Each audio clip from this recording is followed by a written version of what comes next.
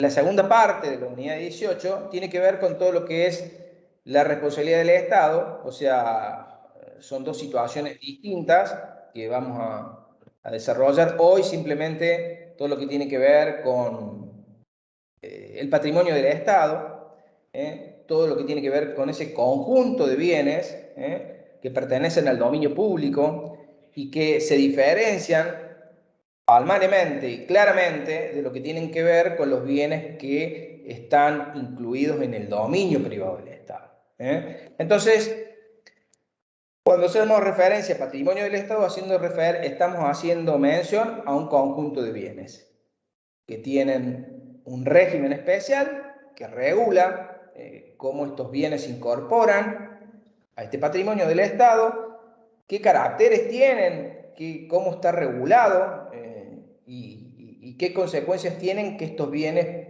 ingresen con estos caracteres especiales al dominio del Estado. Después hay un marco normativo especial que los diferencia de los bienes del dominio privado que están sometidos a las reglas comunes de la dominialidad privada, que digamos están contemplados en lo que tiene que ver las reglas del Código Civil y Comercial de la Nación. En lo que hace a los antecedentes históricos, ustedes sabrán que todo lo que tiene que ver con el patrimonio del Estado es un tema que ha tenido una larga evolución y su análisis y su estudio y su regulación comenzó ya hace muchísimo tiempo durante el Imperio Romano. Ya los romanos distinguían entre los bienes que integraban el dominio público de los bienes que integraban el dominio privado. El Estado, obviamente, tenía un conjunto de bienes que les daba un régimen especial. ¿Por qué? ¿Pero por qué? Y porque obviamente cuando empezaron a surgir las primeras comunidades organizadas, las primeras ciudades, imagínense Roma, el Imperio Romano, cómo funcionaban las ciudades en esos tiempos, había dos situaciones específicas muy importantes que tenían que ver con estas características que tenían estos bienes que, digamos, pertenecían al dominio público, al dominio del Estado. Era de uso común para todos y que tenía la vigilancia de la autoridad. ¿Y por qué hago hincapié en esto? Y bueno, porque obviamente los bienes que se utilizaban como bienes del dominio público en esa época eran los caminos, las calles, las plazas, imagínense las ciudades fortificadas. En ese momento era muy importante regular el uso de estos bienes y cómo, digamos, se garantizaba su uso que estuviera al alcance de todos. Y aparte de eso, también no solamente tenía que ver con las calles y plazas, sino también con las fuentes de donde digamos, las personas iban, podían acceder al agua. Entonces había digamos, otros aditamentos que requerían, por la práctica del uso de estos bienes, que se los diferenciara de los bienes del dominio privado, de los particulares y del Estado. Entonces, bueno, ya desde el tiempo de los romanos avanza, obviamente en la Edad Media se mantiene esta característica de que los bienes siguen siendo del uso común, pero ya acá la vigilancia pasa a ser ya no del Imperio Romano, sino de los señores feudales, de los príncipes que en ese momento dominaban distintos sectores, distintos territorios. Ya en los estados modernos, a partir de Francia, con el dictado del Código Civil francés, ya se hizo una sistematización en el estudio de estos bienes y claramente se separa la dominialidad pública de los bienes que pertenecen a los privados y de los bienes que tiene el Estado pero que están sujetos a las reglas comunes de, por ejemplo, la compra y venta de esos bienes, sean bienes inmuebles o bienes muebles o bienes inmateriales. Entonces ya se empieza a sistematizar todo lo que tiene que ver con lo que hace a la existencia o la incorporación de estos bienes a un régimen especial. Y porque están destinados al uso a un fin público y al uso de todos, o a un uso especial, pero que es un uso público. Principalmente en nuestro país, toda la regulación del dominio público está contemplada en el Código Civil y Comercial. Usted me pregunta, pero, profe, ¿por qué los bienes del dominio público, que es un instituto que en principio debería estar regulado por el derecho público, están incorporados en el Código Civil? Y bueno, obviamente porque hay una razón histórica que es importante, que todo lo que tiene que ver con la sistematización del derecho nació, o primero se dio en el derecho privado, y el derecho privado sistematizó todas las instituciones, contratos, actos jurídicos, todo lo que tiene que ver con el régimen de familia, el régimen de las sucesiones, todas estas cuestiones que hacen a una regulación de las relaciones privadas entre las personas, obviamente fue sistematizado primero por el derecho privado, que es lo que primero se ordenó, por así decirlo. Y bueno, obviamente, cuando uno tuvo que regular el uso y la protección de determinados bienes que pertenecían al Estado, fueron incorporados al Código Civil porque primero nació esta sistematización del derecho privado. Entonces, se incorporaron esta distinción entre los bienes del dominio público y los bienes del dominio privado, que están, digamos, materializadas en lo que tiene que ver con el Código Civil y Comercial a través del artículo 235 y 237. Inclusive el nuevo Código Civil y Comercial contiene una regulación mucho más moderna en lo que hace a la protección de los bienes del dominio público que inclusive están afectados a la prestación de un servicio público, que los tutela de una forma muy especial, que está previsto en el 243 del Código Civil.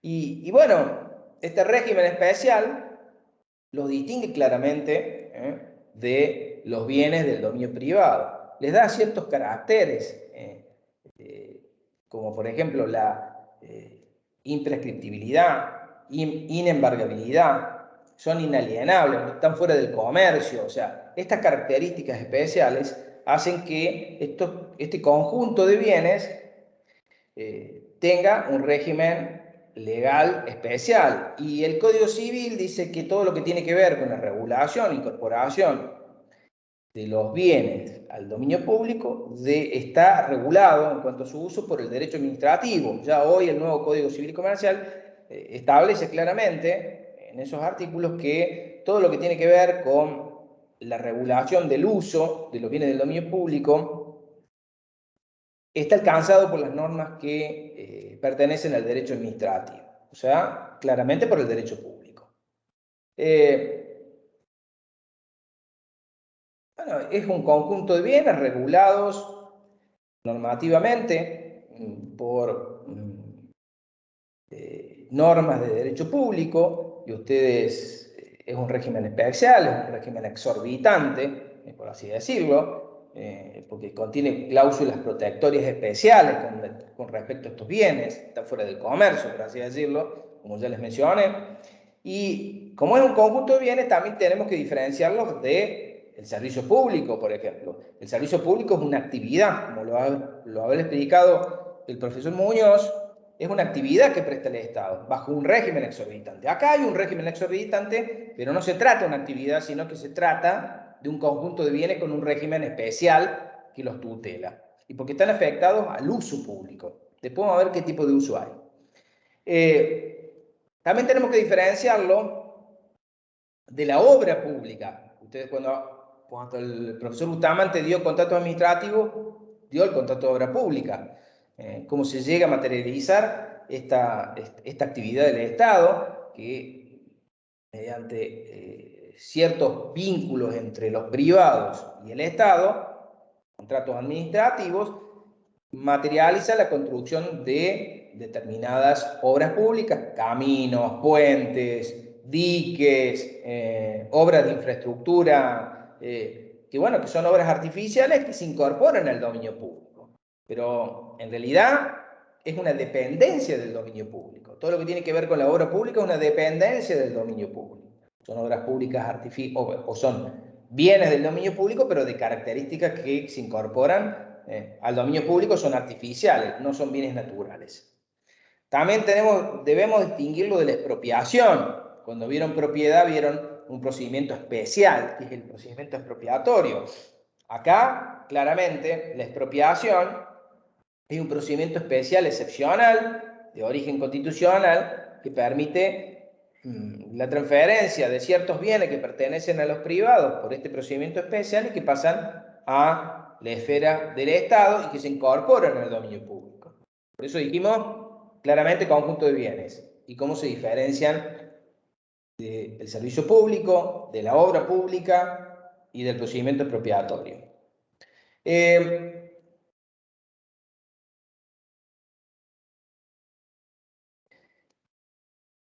Dentro de lo que tiene que ver con la regulación específica, ustedes van a ver que el Código Civil incorporó aquellos bienes, hay una descripción de los bienes del dominio público en el artículo 237. Todos los bienes del dominio público que pertenecen al dominio natural, que, por ejemplo, todo lo que tiene que ver con los mares territoriales, hasta las 200 millas náuticas, todo lo que tiene que ver con el espacio aéreo, el subsuelo, los ríos, las plazas, las calles.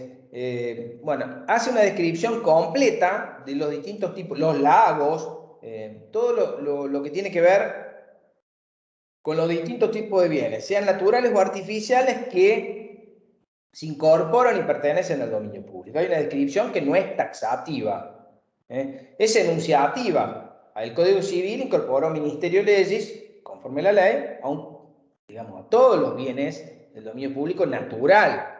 O sea, que hay que distinguirlo del dominio eminente, que tiene que ver con la soberanía, que obviamente es como el Estado reconoce sus fronteras y defiende su integralidad ante otros estados. O sea, diferenciar el dominio eminente del Estado del dominio público.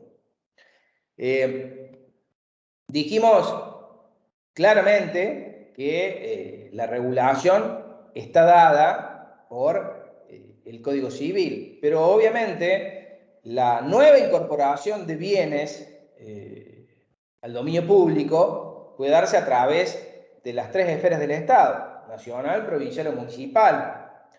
O sea, los bienes del dominio público los van a encontrar en los tres estamentos del Estado, como Estado federal que somos, como país federal. Van a encontrar bienes del dominio público que pertenecen al Estado nacional, bienes del dominio público que pertenecen a las provincias, y por supuesto a los distintos municipios. Obviamente que los municipios, las ciudades, crean nuevas calles, crean, plazas, todo lo que tienen que ver con obras de infraestructura. Hay distintas e innumerable cantidad de bienes que se incorporan en el dominio público, tanto en el ámbito municipal como en el ámbito provincial, como también en el ámbito nacional. Todo lo que tiene que ver con la creación de nuevas rutas, nuevos caminos, autopistas. Bueno, todo eso tiene que ver con esta institución de la que hoy estamos hablando, que es el dominio público. Distintas clases de bienes, obviamente. Van a encontrar distintas clases de bienes: terrestres, hídricos, aéreos, hidroterrestres, distintas clases de bienes, dijimos por la clasificación: nacionales, provinciales o municipales, naturales o artificiales. Van a ver que hay un conglomerado: bienes muebles, bienes inmuebles, bienes inmateriales. Van a encontrar una serie de bienes que, si ustedes, a veces no es fácil, pero en las distintas dependencias del Estado van a ver que muchos bienes muebles, si ustedes vieran determinados escritorios, armarios, muebles, tienen una numeración grabada. Eso significa que es el inventario que hace el Estado de todos sus bienes. O sea, los bienes muebles tienen una identificación, los bienes inmuebles obviamente por el régimen registral propio que tienen, la numeración es la inscripción en el Registro General de la Propiedad de cada provincia, que eso con su numeración, el folio y el tomo, que les da el planchón registral, le otorga una numeración específica donde consta que ese bien está incorporado al dominio público. Pero con los bienes muebles eso no ocurre porque no hay registración de esa forma, salvo con los bienes muebles registrales como los automotores o las embarcaciones o los aviones, donde hay un registro especial, en donde obviamente se da también esta particularidad que se los incorpora y digamos, se hace la distinción que esos bienes están incorporados al patrimonio del dominio público del Estado. Porque cuando hablamos del patrimonio del Estado, estamos haciendo referencia a un concepto amplio. Este conjunto de bienes está bien, tiene ciertas características especiales. Pero dentro del patrimonio del Estado también hay otros bienes que no son solamente los bienes del dominio público, están los bienes del dominio privado, que el Estado puede, digamos, disponer libremente de esos bienes. En cambio, los bienes del dominio público no. El único titular, ya lo vamos a ver, es el Estado o alguna dependencia de la administración descentralizada del Estado, pero no pueden ser los privados los titulares de bienes del dominio público. Bueno, dijimos que estas son las características. Bueno, ustedes van a ver que en los elementos del dominio público tenemos 4. El sujeto, el objeto, todo lo que tiene que ver con el elemento teleológico y el elemento normativo.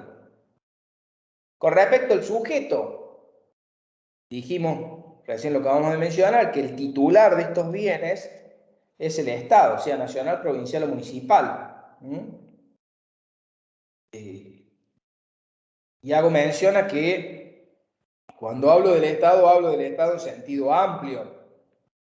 Puede ser una repartición de la administración, o sea, el Poder Ejecutivo es el Estado Nacional, provincial o municipal, a través de la representación que hace del Estado, a través de la dependencia del Poder Ejecutivo de cada uno de los 3 estamentos, o también pueden ser instituciones de la administración descentralizada, personas jurídicas que pertenezcan a la administración descentralizada del Estado.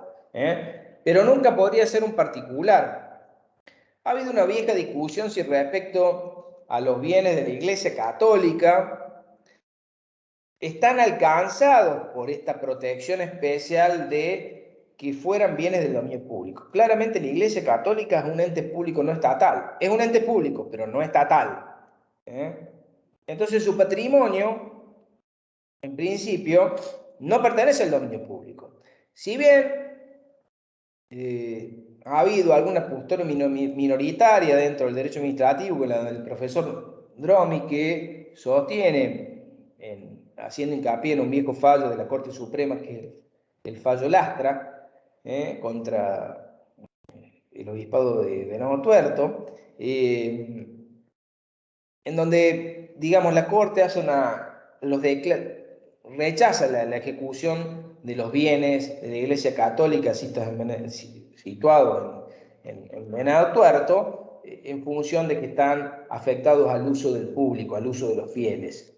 Pero bueno, me parece que es una postura minoritaria y me parece que tampoco estos precedentes se han repetido y claramente para mí hoy en estos tiempos no creo que podría haber una protección así amplia respecto a los bienes de la Iglesia Católica porque no integran el patrimonio del Estado, que es un ente público no estatal. Es como si habláramos de los bienes que pertenecen a los distintos colegios profesionales, de abogados, de contadores, arquitectos, ingenieros.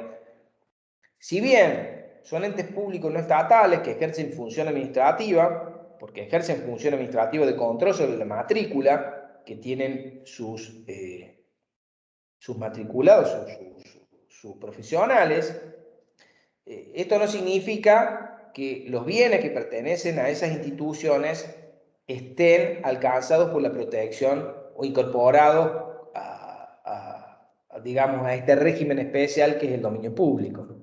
En esto claramente debemos decir que no se encuentran alcanzados por digamos, este régimen especial. Profe, ¿y qué ocurre con aquellos bienes que son declarados patrimonio de la humanidad?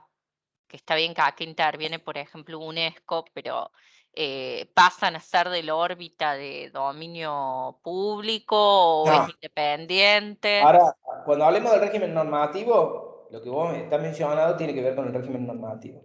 Si ese bien no ha sido incorporado al dominio público del Estado, o sea, Sí, si es un bien inmueble, por ejemplo, hablemos, no quiero dar un nombre, hablemos de los esteros de Liberá, por ejemplo, y sí, que un parque ecológico como patrimonio, si eso no es un parque nacional, que los parques nacionales por una ley especial forman parte del dominio público, porque hay una ley especial, hay un régimen normativo especial que los incorpora al dominio público.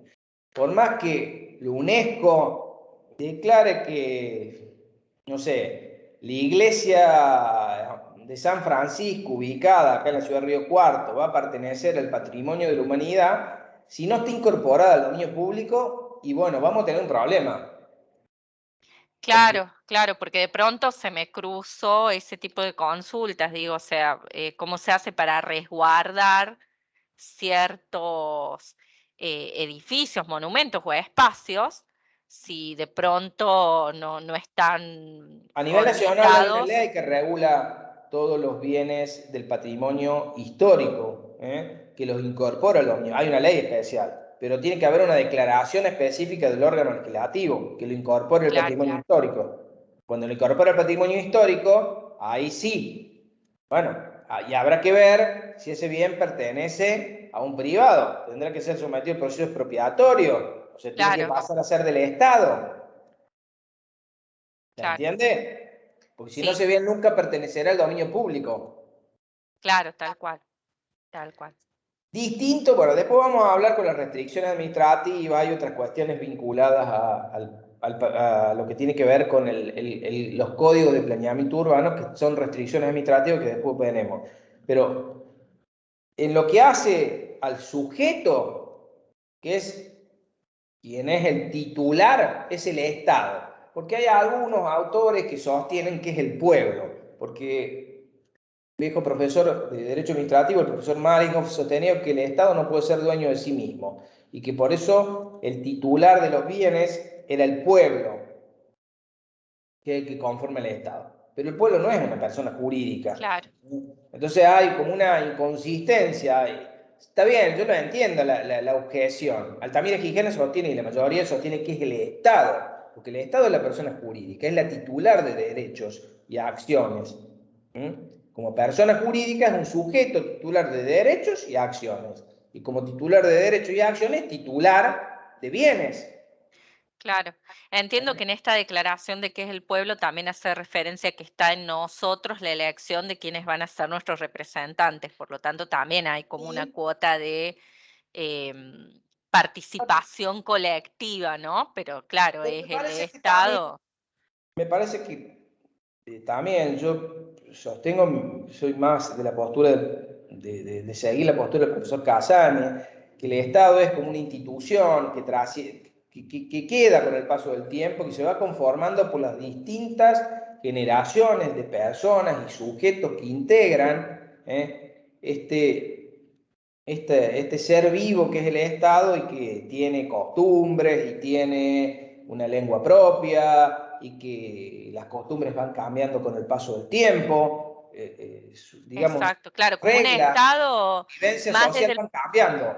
claro, como un Estado más desde el punto de vista sociológico y luego va a estar la representación que hagan de ese Exacto. Estado quienes gobiernan. Y así como va cambiando, digamos, la población que integra el Estado, van cambiando las costumbres, va cambiando el marco normativo, entonces también cambiará, digamos, lo que se considera esencial para el Estado como bienes que deben ser propios del Estado y que deben estar tutelados por este régimen especial. ¿Se entiende? Este régimen especial es un régimen exorbitante, no es un régimen común. Entonces, se le da cierta protección para mantener su integralidad, para que esté dispuesto para el uso de todos. Imagínense, bueno, uno por ahí no se lo grafica, digamos, pero uno cuando va caminando por la calle, perdón, por la vereda, mejor dicho, por la calle, no, porque nos van a atropellar, pero cuando vamos por la vereda, cualquier vereda del centro, caminando, cuando vamos haciendo gimnasia por las distintas partes que integran nuestra ciudad, estamos haciendo uso del dominio público. Entonces, Sí, claramente, tenemos que ver que es una institución sumamente importante porque es lo que nos permite, digamos, de manera ordenada, integrarnos, convivir, usar de estos bienes para las distintas necesidades que tenemos. Ir a comprar alimentos, hacer gimnasia, para el esparcimiento, estar en una plaza tomando mate,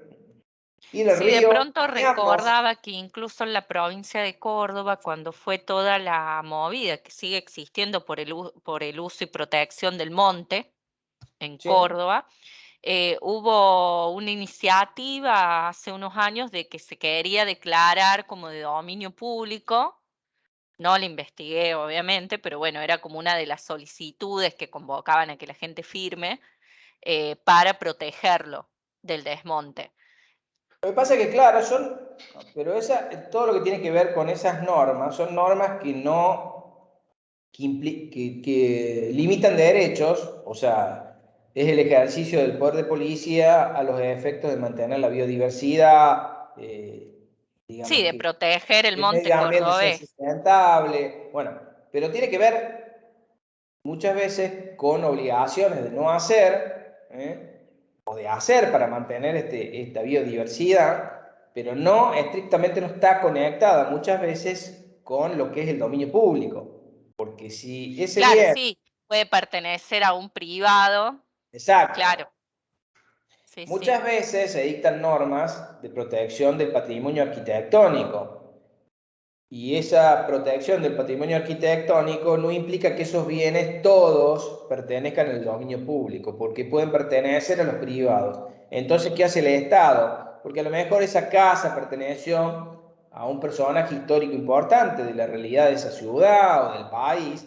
Entonces le impide al propietario demoler esa propiedad y mantenerla en las condiciones como históricamente surgió o se construyó. Hay una limitante ahí con respecto a ese tipo de bienes, pero porque son leyes especiales y bueno, hay esas limitaciones. Pero bueno, pero esto no tiene nada que ver porque ahí sigue siendo el bien de un privado. Acá el Claro, sí. bien del dominio público exclusivamente puede pertenecer al Estado, sea nacional, provincial o municipal. Entonces eso hace que, digamos, este régimen especial le otorgue este efecto que tiene que ver como consecuencia para proteger lo que es la inembargabilidad, o sea, no se lo puede hipotecar, no se lo puede embargar, no se lo, la inalienabilidad, o sea, que sí o sí están fuera del comercio estos bienes. El Estado no los puede vender una vez que lo incorporó al dominio público, después lo vamos a ver, para que deje de pertenecer al dominio público tiene que cumplir con un procedimiento especial. Por eso hablamos que están fuera del comercio, son inembargables y son, digamos, imprescriptibles. ¿Qué significa cuando hablamos que los bienes son imprescriptibles? Que digamos que los privados, los particulares, ni siquiera por el transcurso del tiempo, por la posesión que hicieran de estos bienes por el transcurso del tiempo, pueden llegar a convertirse en propietarios de estos bienes, por usucapión, por un procedimiento especial regido en el derecho privado que es el usucapión, la acción de usucapión. No podría ni por ese medio, siquiera, ser titular del dominio, o sea, lograr que un juez transfiera ese bien que pertenece al dominio público al patrimonio de un privado, ni siquiera por una acción de usucapión. Por eso, claramente tenemos que tener presente estas particularidades que tiene el dominio público, que lo diferencia palmariamente de los bienes del dominio privado que el propio Estado puede tener. Profe, y con respecto a los elementos que pasan a ser de dominio público, ¿quién define cuáles son? ¿El Senado o cómo se reglamenta Por que ley, a por ver, ley? Perfecto. por ley o por ley nacional, por ley provincial o por una ordenanza municipal. Pero también podría darse por un acto reglamentario o por un acto administrativo. Bien. La incorporación de un determinado bien por un acto administrativo. Lo que pasa es que, por ejemplo, celebramos un contrato de obra pública y sale el acto administrativo que aprueba, digamos, el procedimiento de selección y quién ha sido el adjudicatario. Se celebra el contrato, una vez que la obra se termina, lo que se hace se lo inscribe en el registro de la propiedad. Pero bueno, ahí hay un contrato administrativo que se le encargó digamos, a un privado la construcción de una determinada obra, que una vez finalizada esa obra, una vez que se culminó, esto tuvo su génesis en un acto administrativo. Claro. Y había el procedimiento de selección del contratista. Y ahí, una vez que se celebró el contrato, se culminó la obra, se le incorporó al dominio privado. Al dominio público. Pero bueno, puede ser por ley, es lo que habitualmente ocurre, nacional, provincial o una ordenanza municipal. Pero también no descarte que puede darse a través de un acto reglamentario o a través de un acto administrativo, o de un contrato que una vez culminado, este bien pasa a la esfera del dominio público una vez inscripto. Muchas veces las leyes autorizan a los concesionarios de los servicios públicos a expropiar.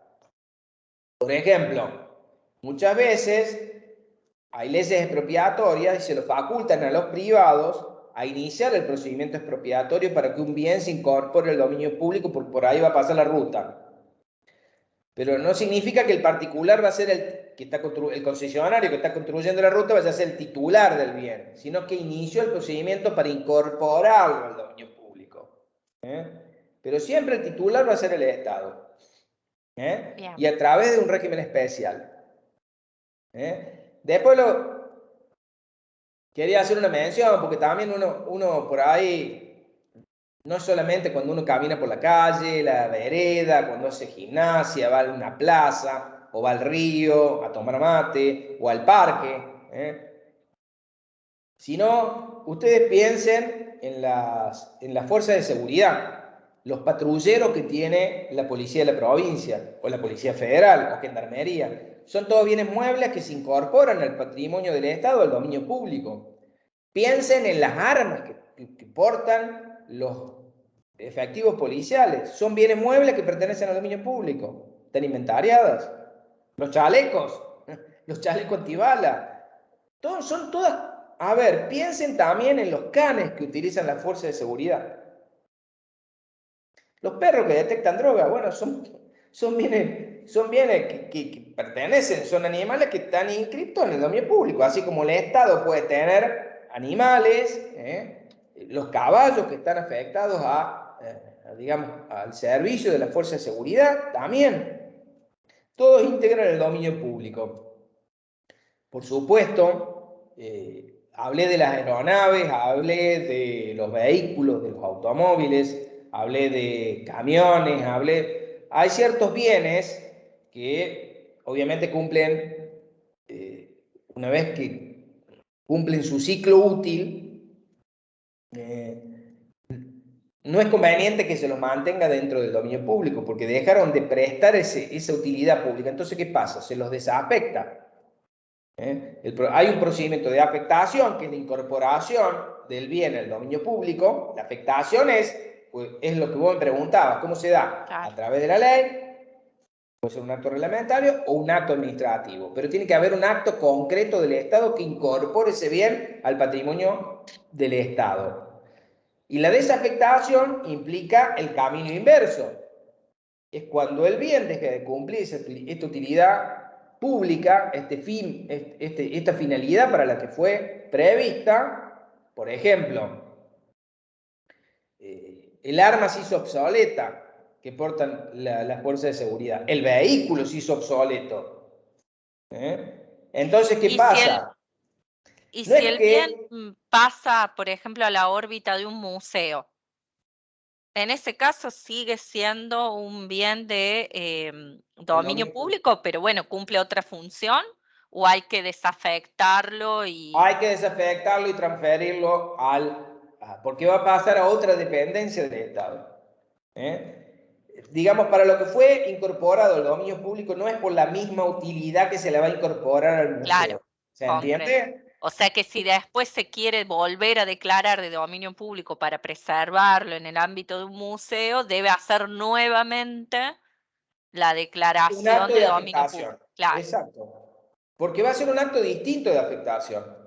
claro, porque de pronto se me ocurre, no sé, las máquinas que se utilizaron para la guerra de Malvinas, que hoy la vemos en museos, Bueno, siguen pero es que siendo, todas esas cosas claro, fueron desafectadas y, digamos, son rezagos de guerra, pero muchos de esos rezagos de guerra se venden. Porque, ¿qué pasa? Uno cuando los bienes, los automóviles se hacen obsoletos, las armas se hacen obsoletos, ¿qué pasa? Se los desafecta, pero no es que, digamos, son res nullius, que no pertenecen a nada. Pasan al dominio privado del Estado. Y una claro. vez que se los desafecta, el Estado puede venderlos como rezago militar, puede sacar remate los automóviles, los camiones, digamos porque han cumplido su ciclo de vida útil.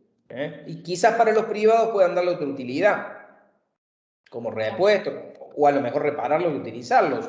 Pero salen a remate, el Estado se hace de un dinero por la disposición final. Imagínense lo que pasa con los barcos también. Cumplen una vida útil y se los desafecta y pasan a desguace. Igual las aeronaves también pasa lo mismo. Entonces, lo que hay que entender es que la afectación, y se dio por este acto especial, muchas veces en determinados tipos de bienes, sobre todo los bienes muebles, pasan a disponerse por un acto expreso del Estado la desafectación. Y ingresa al dominio privado del Estado y de ahí pasa al remate, que es de donde el Estado dispone la venta de estos bienes. A veces puede pasar con determinadas propiedades del Estado. Tiene extensas, bueno, ya ahora no tanto. Había grandes extensiones de tierra que el Estado tenía, sobre todo en el sur del país, o en el norte también, en donde el Estado disponía de estas tierras y las vendía. Obviamente, se disponía y se vendía. Pero no es, porque son tierras del dominio privado, no del dominio público. No Claro. es lo mismo que los parques nacionales. Entonces, obviamente que ahí es distinto, hay un régimen especial que los ha incorporado al dominio público del Estado. Entonces, tener presente esa situación con respecto a la afectación y a la desafectación de los bienes. Se entiende, profe. Aparte, también puede darse la situación digamos, no solamente la desafectación por la extinción. Imagínense un río que se seca o que cambie su curso. Entonces, bueno, obviamente ahí hay una desafectación. Y, digamos, el bien en ese caso pasa por otro sector ahora. Y quizás en ese sentido, quien acrecienta su propiedad van a ser los ribereños del río que se secó, porque dejó de pertenecer al dominio público eso, porque está seco. Claro. O piensen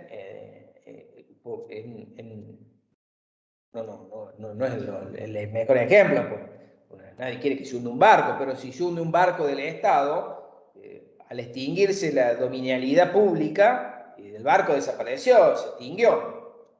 También está sujeto a las reglas de la extinción. Esto es general para los bienes muebles, no tanto para los inmuebles. Pero bueno, estas son sí para los bienes inmuebles artificiales. Por ejemplo, a veces un dique cumple un ciclo de vida útil, por ejemplo, o estoy pensando, por ejemplo, en el caso de la central nuclear de embalse, que está incorporada al dominio público, bueno, cumple un ciclo de vida útil y después, bueno, se desafectará, ingresará al dominio privado del Estado y se dispondrá lo ¿Qué se hace pertinente con eso? para disponer de ese bien, o a lo mejor se lo utiliza para otra cosa. Pero bueno, ustedes piensen en eso, piensen en lo que tiene que ver con que no solamente el patrimonio está integrado por bienes muebles o inmuebles, también por bienes inmateriales. Piensen en ciertos bienes inmateriales. No sé, por ejemplo, el emblema YPF. O sea, está inscripto a nombre del Estado, o sea, es un bien inmaterial, o sea, todo lo que tiene que ver con el nombre en sí. ¿Se entiende? Hay ciertas clases de bienes inmateriales que pertenecen al Estado y se han incorporado al dominio público. Puede haber obras literarias también, que el Estado quiera que se hayan incorporado al dominio público también. Pero bueno, son cuestiones que tienen que ver con las distintas clases de bienes. Y que generalmente acá lo que uno ve es los bienes inmuebles, porque uno que tiene más contacto con la utilización de calles, plazas, veredas para circular, bueno, ir a museos, ir a un teatro, todo lo que tiene que ver con la utilización de ese tipo de bienes que pertenece al dominio público del Estado, sea nacional, provincial o municipal. Eso es lo que hace bienes, elementos, o sea, la finalidad, me faltó hablar, dijimos el elemento subjetivo, el elemento objetivo, hablamos de los bienes, y el elemento normativo, hablamos del régimen especial, nos falta hablar del elemento teleológico, que es la finalidad a la cual está destinado este conjunto especial de bienes, que es el uso del público, el uso público, que puede ser un uso común, general, anónimo, el de todos, o un uso especial. Este uso especial se individualiza. Por ejemplo, cuando pagamos la entrada para ir a una exposición en un museo, o cuando pagamos la entrada para ir a ver una obra de teatro. Todo lo que tiene que ver con un uso individualizado. Por ejemplo, cuando pagamos el estacionamiento medido, cuando estacionamos en determinados lugares que está reglamentado dentro del Código de Planeamiento Urbano que tiene la ciudad, uno paga por la utilización de un determinado espacio en la vía pública para estacionar. Entonces eso es un uso especial diferencial. Y que ese uso ya no es gratuito, sino que es oneroso. En general el uso común es el que es gratuito y por esa excepción es oneroso. El uso especial, el individualizado, es el que es oneroso. Por ejemplo, muchas veces se da, por ejemplo, para, pagar la entrada para ver una exposición de arte, un espectáculo, digamos, que brinde el Estado y que haya que pagar una entrada en un teatro o en un museo. Todas estas cosas tienen que ver con un uso especial, individualizado. Después lo vamos a ver un poco más en profundidad. El uso especial individualizado se da a través de dos figuras jurídicas, que es el permiso y la concesión de uso. A través de esas dos figuras jurídicas se da la utilización de bienes del dominio público y a través de un uso especial se da. Pero bueno, el uso común, ir al río, bañarse, es gratuito. Utilizar el espacio del río para esparcimiento, para caminar, para estar al aire libre. Ustedes vieron que hay un espacio donde se puede hacer skate, hay un montón de espacios públicos que el uso es anónimo, general y gratuito. Por eso es lo que primero tenemos que tener en cuenta con respecto a la finalidad y el uso, ¿no? Porque el uso es lo que está regulado primordialmente por el derecho administrativo, el uso del espacio público está regulado por el derecho administrativo y principalmente este uso está regulado por el derecho administrativo local, sea municipal, provincial o nacional. Ustedes van a ver que hay distintas normas que regulan el uso de los distintos bienes que integran el dominio público. Eso con respecto a los elementos. La afectación y la desafectación ya vimos.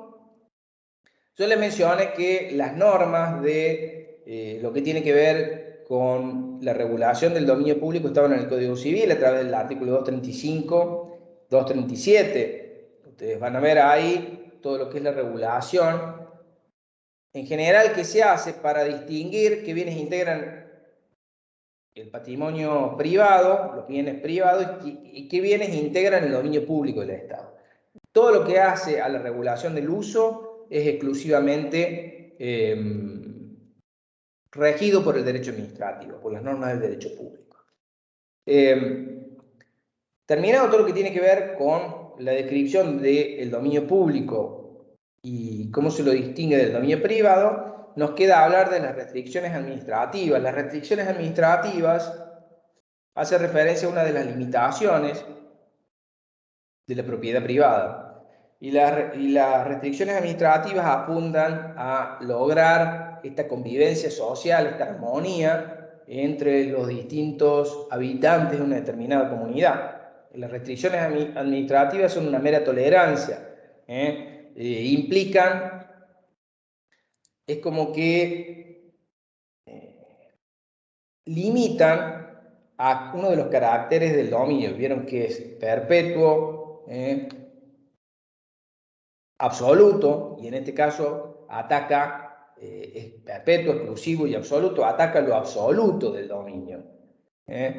Porque en este caso es una mera tolerancia. Las restricciones administrativas apuntan a permitir una sana convivencia entre las distintas personas que habitan una ciudad. Por ejemplo, estas restricciones pueden ser restricciones generalmente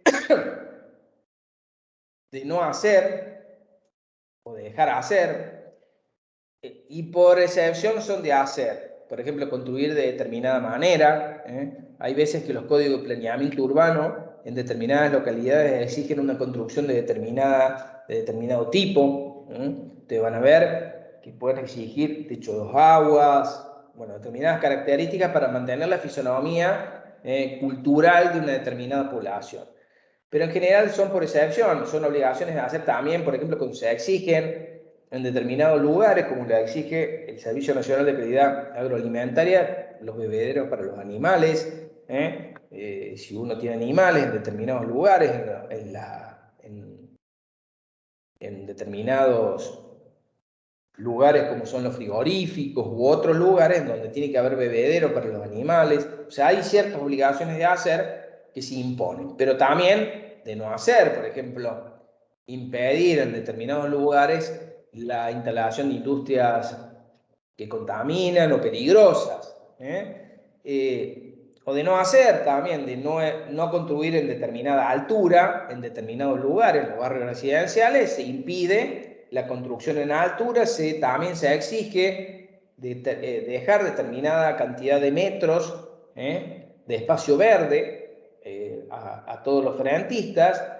O sea, hay determinadas regulaciones que la principal característica que tiene no solamente su actualidad, porque se le incorpora dentro de los códigos de planeamiento urbano, sino porque también no son indemnizables, son una mera tolerancia. Por ejemplo, ¿cuántas veces van a haber inmuebles en el centro de la ciudad que en el frente o al costado tienen la chapa identificatoria de la calle? Ya no es tan habitual, pero en un tiempo existía esto. Hoy están en un poste de hierro, ahí están señaladas las calles, pero antiguamente se colocaban en las esquinas de cada manzana, donde había un frentista determinado que estaba obligado a soportar la colocación por parte del municipio de la chapa identificatoria de la calle por la cual uno estaba circulando y cuál era necesario para identificarla. Y también la numeración. Pero bueno, por eso son restricciones que tienen que ver con, digamos, estas situaciones que hacen tienen que ser obviamente razonables, porque a ver, no puede haber una restricción que me impida el uso del bien, de mi bien, porque si me está impidiendo el uso, se está convirtiendo ya no en una restricción administrativa, sino ya pasaría a ser una servidumbre o un procedimiento de expropiación irregular que genera el derecho a la indemnización. Por eso, distinguir las servidumbres de la expropiación como procedimiento administrativo, especial y constitucional, conforme al artículo 17 de la Constitución, que extingue el dominio privado, ataca la perpetuidad del dominio privado y transfiere ese dominio privado al dominio público por un procedimiento especial. En cambio, la restricción administrativa estamos hablando simplemente de que es una mera tolerancia. Entonces, por eso, principalmente ustedes lo van a ver reflejado en los códigos de planeamiento urbano. Y habrá que ver si esas restricciones son obviamente razonables. Porque si yo quiero construir mi vivienda o quiero construir un edificio, tendré que ver cómo está regulado en el Código de Planeamiento Urbano, si en ese lugar me permiten construir un edificio o no. Si es una zona residencial va a estar prohibido construir en la altura. Pero bueno, pero esas restricciones tienen que ser iguales para todos. O sea, entiendo, no solamente tienen que ser actuales, razonables, sino iguales para todos. Entonces, uno tiene que hacer ese análisis, porque la restricción administrativa no es indemnizable. Entonces, esto es lo que caracteriza a las restricciones administrativas. Y por último, hablar de las servidumbres administrativas, que es otro instituto, un derecho real administrativo, en donde hay un fundo sirviente y un fundo dominante, en donde, por ejemplo, muchas veces se la utiliza, por ejemplo, la servidumbre de electroducto para, o la de gasoducto, por ejemplo, para traspasar por determinados lugares, predios, en donde esos bienes pertenecen a un privado, los caños que transportan, digamos, el gas, o las distintas torres de electricidad que tienen un tamaño, digamos, importante y que ocupan un espacio importante. Ustedes imagínense los campos. Entonces, este tipo de ocupación del espacio de los privados, o sea, este fundo, o sea, esta utilización del espacio de la propiedad ataca digamos, lo exclusivo, tiene que ser indemnizada. Es un derecho real administrativo. Entonces, también puede ser utilizado y un fundo sirviente y otro dominante puede ser utilizada para la extracción de agua, para un acueducto que sirva para transferir digamos, el agua a una determinada comunidad, o las servidumbres de los inmuebles de frontera, en donde todos esos inmuebles de frontera que limitan con un país vecino quedan sujetos a que las distintas fuerzas militares o gendarmería, aduana, el distinto personal militar pueda libremente circular por esos bienes, inclusive colocar puestos de vigilancia en esos inmuebles de frontera. También, imagínense las servidumbres que tienen que ver con la de extracción de petróleo, todo lo que tiene que ver con la explotación del subsuelo. Entonces, las servidumbres que tienen que ver con la limitación de los inmuebles en construcción que están cerca de los aeropuertos. Pero bueno, hay una regulación especial, están establecidas por ley. Hay una limitación importante a lo exclusivo del dominio del particular. Están establecidas en el interés público. Entonces, van a ver que están inscriptas en el Registro General de la Propiedad. Y que obviamente son onerosas. Entonces, tenemos que entender que como se extinguen de la misma forma que se constituyeron, conforme a la teoría del paralelismo de las formas. Entonces, hay que tener presente estas situaciones. Y esto es lo importante con respecto, por eso vamos a dejar acá, porque responsabilidad del Estado nos va a implicar una clase completa para que la entiendan. Entonces, hoy cerramos dominio público, restricciones y servidumbres. Si hay alguna pregunta de esto, cerramos acá, lo libero, y ya nos encontramos el día del parcial. Sí, Jorge. Tengo una pregunta con esto y después cuando cerramos este